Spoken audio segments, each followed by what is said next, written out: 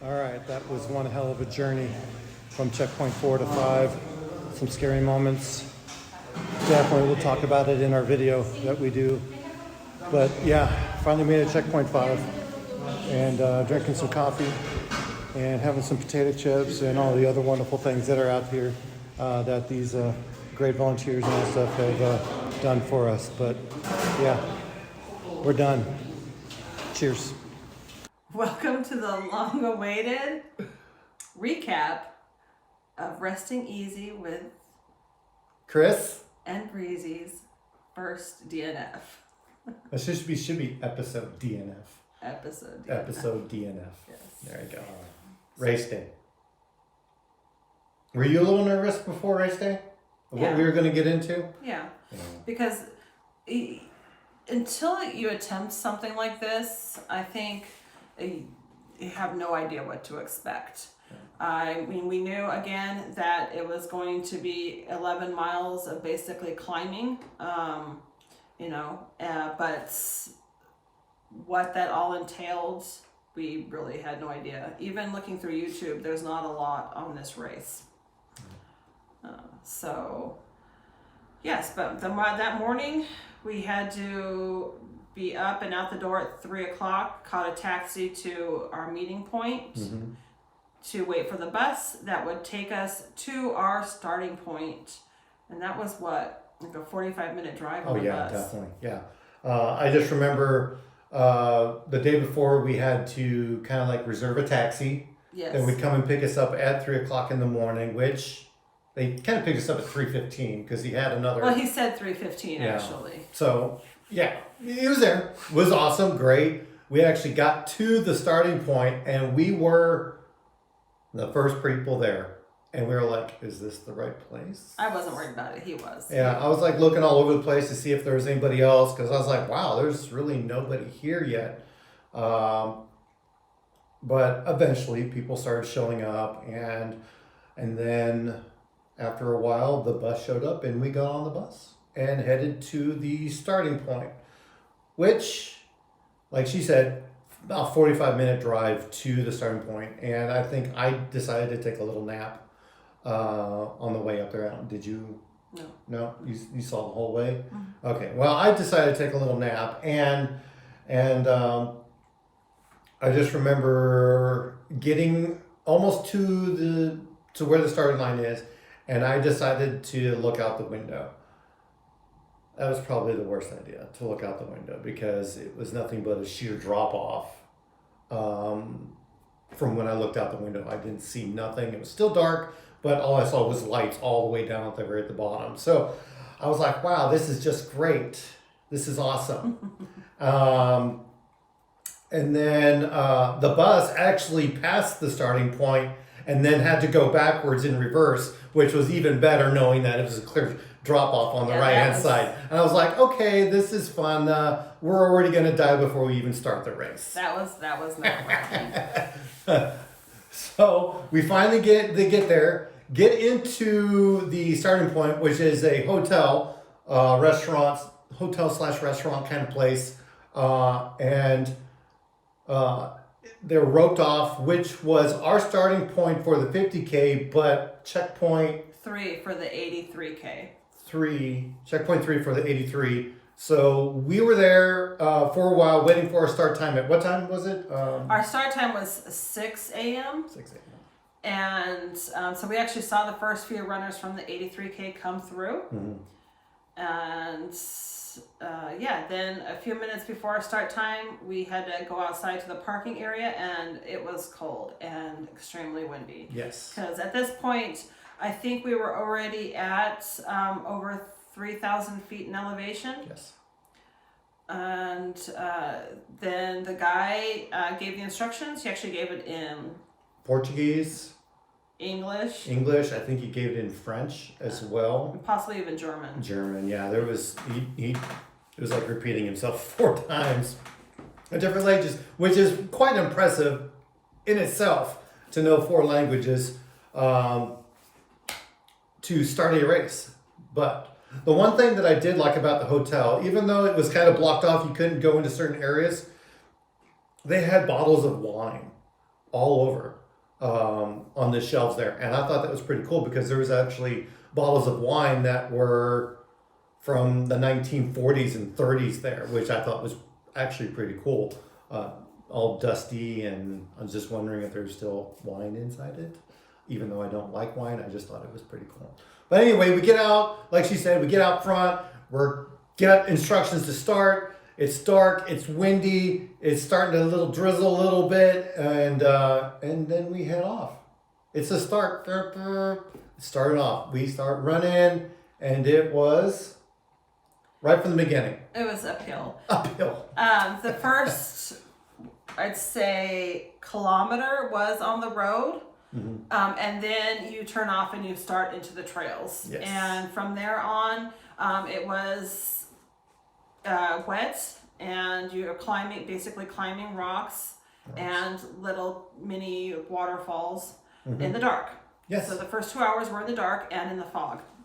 We did have headlamps. You're required to. Yeah.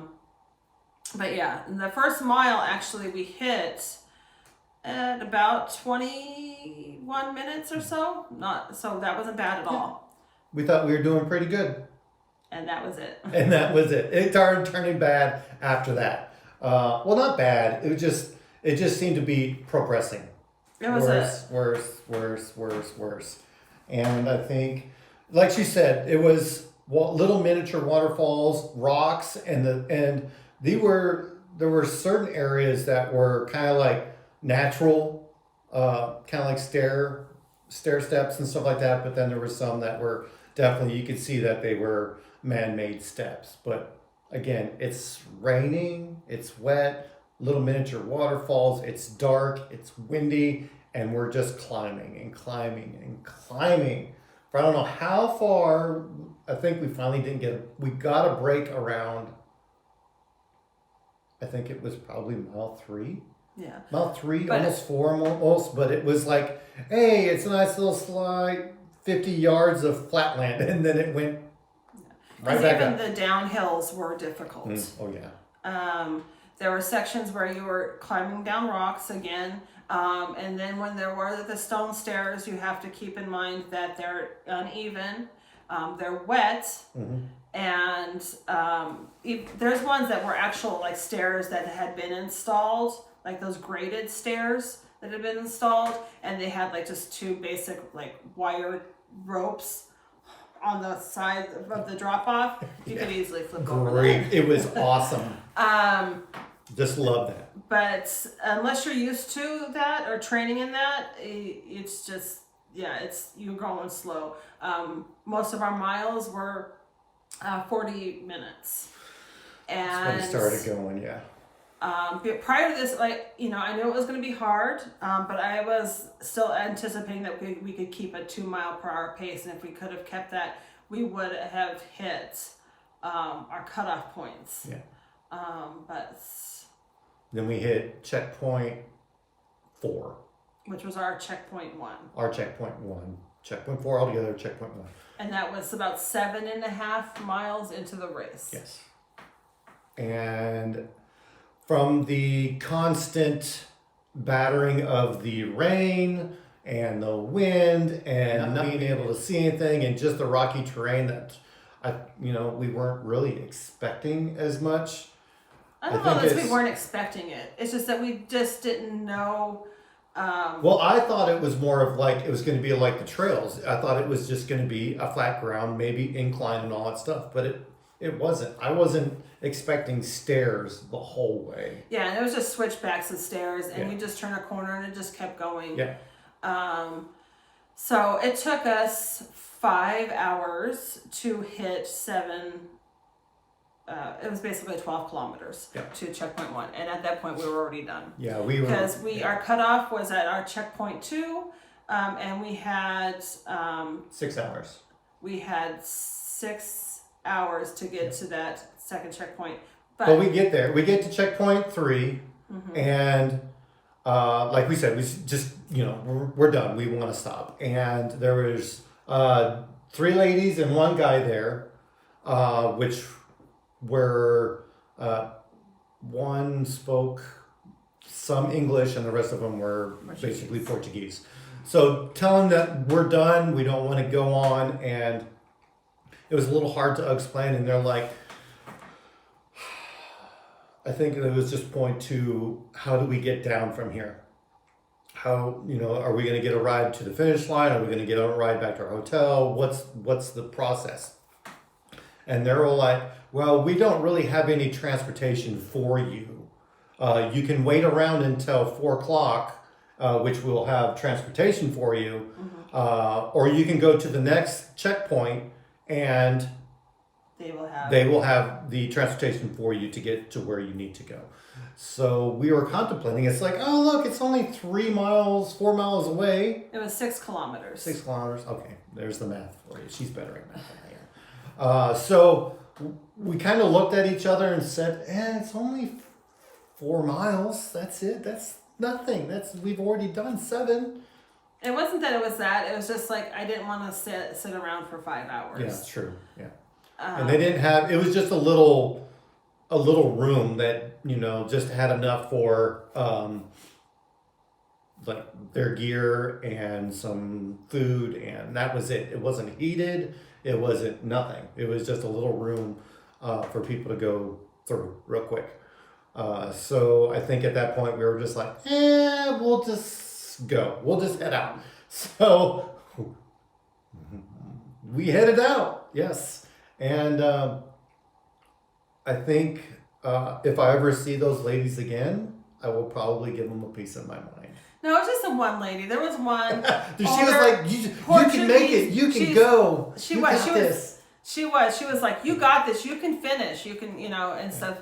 And, it was not in any negative way. They were all very nice. Yeah. But we had an hour from that point to make our cutoff. And again, 6 kilometers. Those 6 kilometers took us 2.5 hours. Yeah. Straight up. Well, and then straight up, right? And then when you get this right here, drop off here and then drop off here. It was just a little path. And windy. and windy. So it's like we saw the wind and the clouds. It was like shooting up this way and then shooting back down. So I'm sitting there on certain parts of this path, and I'm holding on for dear life because I don't know what's going on. I look down, it's like I'm going to be like those lemurs that just fall off for no reason. So I'm holding on for dear life, trudging through, hoping I don't die, And there's portions of the again with the trail where here's the mountain, here's a little trail like 2 feet wide, right? And then sheer drop off with a little wire to guide us through. And I'm over here on the wall going, I'm not gonna fall off. Then there were portions on the second leg where there were lots of tour groups coming up, and you can't come up and go down at the same time. There's not enough room. You have to stop there and then look it all up, and then you can come down, which was kind of funny because I just remember some of the faces on this tour group because it's windy, it's raining, the sun is up, but you can't see it because it's this crowded in fog and all stuff. And we've always seen pictures and all stuff of like the great scenery of this race, and it's awesome. We didn't see anything. We saw it for like a second. It's like, I'm gonna get my phone out and take a picture. And by the time I took my phone out and take a picture, it's gone. It's covered in clouds again. So I just remember the look on some of these faces. Excuse me. Excuse me again. They're like climbing up these stairs the same way that I am, and just like, what did my husband get me into? Or maybe it's the other way of like, what did my wife get me into? Why am I climbing all the way up this to see nothing? Because on the difficulty level, this is extremely difficult. As far as hikes go. So just keep that in mind. Mm-hmm. If you're ever down there and you want to sign up for a hike, you better be in very good shape and prepared. Yeah, it was thrilling and death defying and all that stuff. And then we finally get through all of that, and we finally getting to where checkpoint 5 is, because I had my Garmin, I had the checkpoint on there. It's like, look, we only have so much far to go. We're almost there. Even though that you're seeing that there's clouds everywhere. You don't really see anything. The wind's blowing, and we're finally getting up there. And then there's this last portion, right? This last portion. I just remember it before you see the big weather ball radar or whatever. It's this path, stone path. It's about, I'd say, 8 feet wide, so it's pretty big. But the thing is that it's a sheer drop off on one side and a sheer drop off on the other side. And keynote on this one: no ropes. No ropes. So don't be that person that goes off path and then just falls off a cliff. It was just a little kid. Or a little kid. You Don't bring a have a little kid. leash or something tied to him, just like that. But I'm just sitting there like, okay, I'm almost there. We're almost got this. We almost got this. And then finally see the weather ball. The clouds kind of part. And we see this big ball. And we're like, yes, we're here. We finally made it.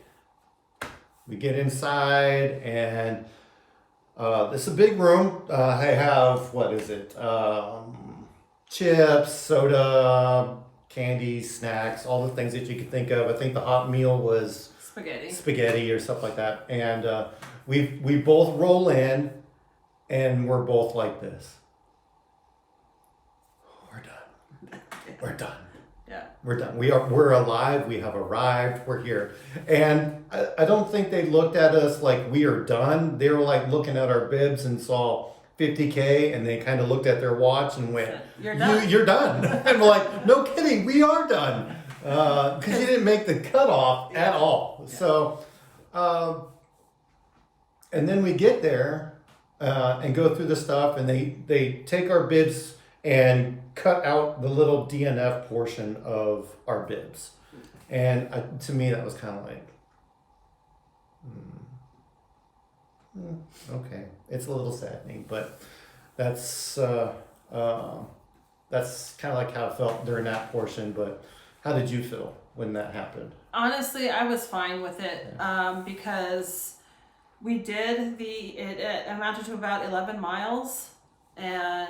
Or actually, I think maybe a little more. Mm-hmm. And it was hard. I mean, it took us 7.5 hours total to do that. Yeah.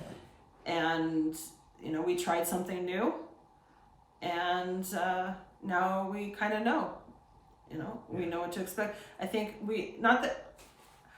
I won't say I would never sign up for that one again, but I'd have to do other ultras first with maybe not so much elevation right at the get-go.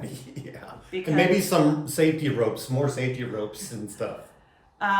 Because I think if the elevation would have been more spread out, we would have been able to handle it better. Because actually, is what happens is after that checkpoint, it's all downhill. It's all downhill. And the thing is it's not the same downhill that we had encountered, the little bits and pieces that we had encountered that were almost as difficult as going uphill. It was, because when we were being driven down, That's another thing we got to talk about. We saw the runners and everything else, and they were going through like pastures and things like that. So from that point on, it actually did get easier. Yeah. But again, we were done anyway. We couldn't have done another 20 miles, period. Yeah. And plus, again, we were past our cutoff point. Yeah. But yeah, the crew there at Checkpoint 5 was awesome. They were like, do you need anything or anything? But the thing was, it was cold still. There's no heat in the building or anything like that. It was just like a little storage area or whatever. But they were awesome. They were talking to us and we were explaining like our experiences and stuff like that and all that. And they were just quite awesome. And the thing was, is like, they were like, we don't have a ride for you. And we're like, oh, okay, we'll wait around for it. But what was the reason why there was no ride for us? So unfortunately, on the 30K, because there were actually several different distances you could run. The 30K actually started where we finished, where we stopped. Yeah. And it was all downhill. Due to just natural circumstances, it wasn't like they fell or anything like that. Somebody did pass away. Yeah. And so that was being taken care of. Yeah, so they had to take care of that. So we sat around and chilled. Just and chilled, ate. ate, drank, and we watched some more of the 83K people coming in. So at least we were still ahead of some of the 83 people. So Granted, they started at like 2 o'clock in the morning. Yeah. So overall, yeah, we finally got a ride. They were closing up everything, and then that was basically when everything just cleared up.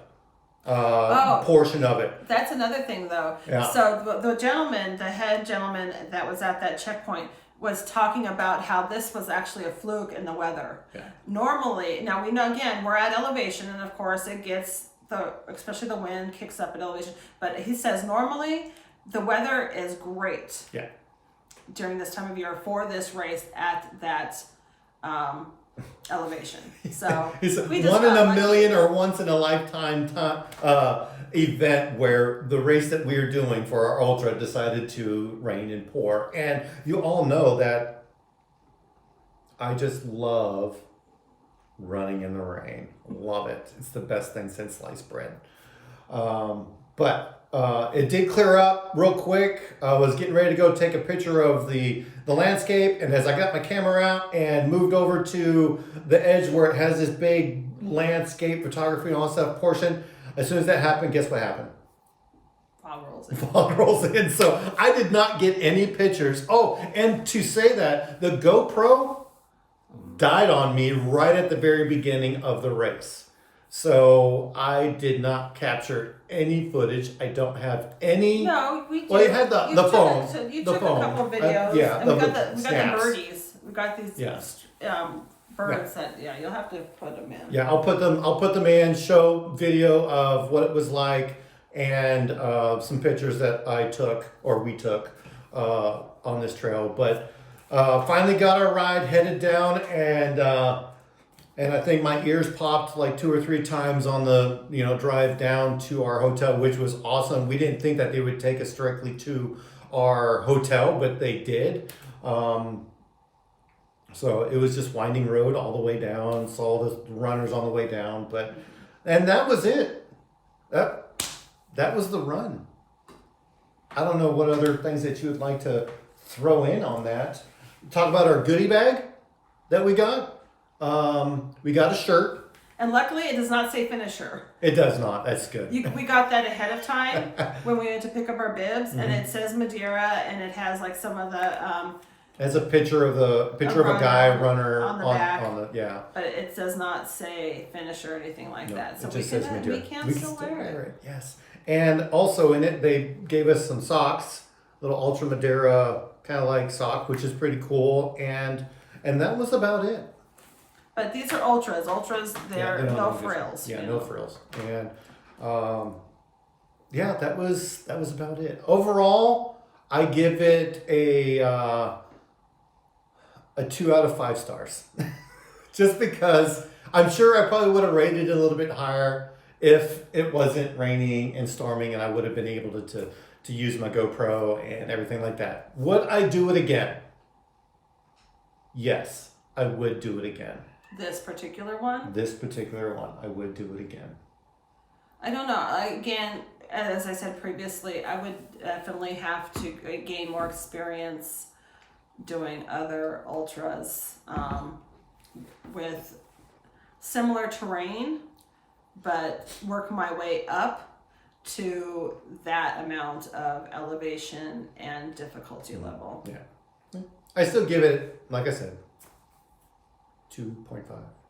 2 stars out of 5. There you go. And I just say, I think it's still awesome that we attempted it and we did what we did. You got the experience, and that's all that matters out of it. Yeah.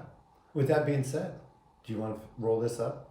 Finish it up? We're done. Yeah. So we are done. So if you like this video, please give it a thumbs up. Yes, thumbs it up. And if you're not a subscriber, please subscribe. It really does help out the channel. And if you are a subscriber, thank you for everything that you do. Provide some comments. We love them. We love to interact with you. We are on Instagram as well. We changed it. We actually do have our own Instagram page now. Resting easy. Resting Easy with Chris and Breezy. Bye. Oh, get bye.